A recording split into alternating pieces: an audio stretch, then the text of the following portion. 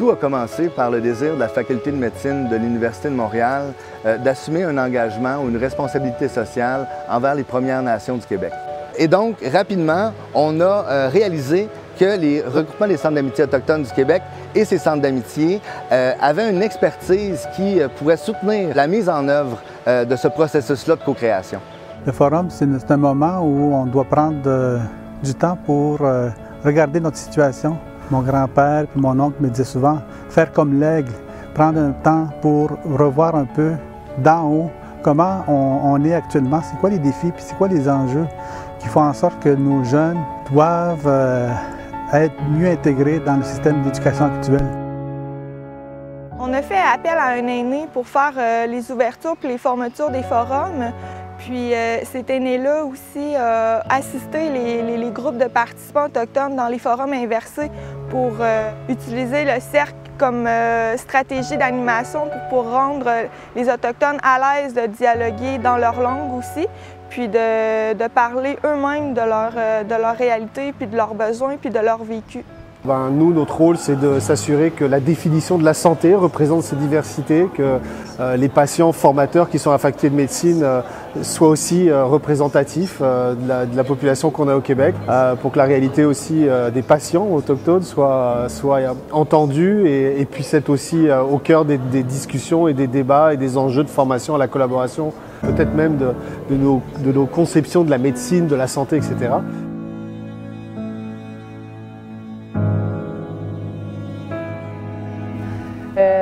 On parlait plutôt de faciliter l'admission des étudiants autochtones dans les professions de santé dans les universités. Puis, on m'a rapporté qu'il y a une certaine rigidité. Les gens ne sont pas ouverts à ça encore, malgré le fait qu'on a démontré le besoin, on a démontré la différence. Il y a toutes sortes d'affaires qui ont été démontrées, mais on sent encore une certaine résistance des institutions à s'enlever de ce racisme systémique-là. J'aimerais ça que les Autochtones soient reconnus à leur juste valeur, mettons. Qu'on ne soit pas considéré comme une race inférieure, que je pourrais dire. Là. Puis, j'aimerais ça qu'il y ait une collaboration entre les Allochtones et les Autochtones. Bien, je pense qu'il faut revoir les méthodes pédagogiques auprès des apprenants autochtones, puis y aller selon leur façon d'apprendre, qui est différente de la façon d'apprendre non autochtone. Je pense que comme autochtone,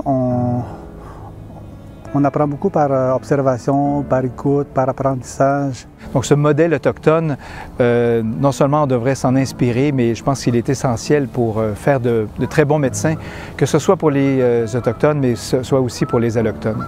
Nos partenaires autour d'une table viennent de différents milieux, différentes institutions, différentes réalités, puis on peut échanger, puis il y a une volonté derrière ça. Là. Moi, je suis une citoyenne qui travaille pour le bien-être des Autochtones en milieu urbain. Bien, moi, je trouvais ça bien intéressant de pouvoir confronter quelqu'un qui est haut gradé, mais que finalement, il se place à ma hauteur pour me demander qu'est-ce que je pense vraiment des services qu'on a présentement dans la santé. J'ai l'espoir aussi que les gens à la faculté s'emparent de ces recommandations-là puis qu'on aille au bout de la chose. Je pense que souvent, on fait des forums, on consulte les Autochtones, on veut entendre ce qu'ils ont à dire. Mes espoirs pour la suite, que cette fois-ci, on aille vraiment jusqu'au bout de la chaîne là, puis qu'on opérationnalise toutes ces belles recommandations-là. Ce qui a été beaucoup apprécié dans les forums, c'était qu'on a beaucoup laissé la place aux Autochtones, à la parole autochtone, puis aussi à la culture autochtone.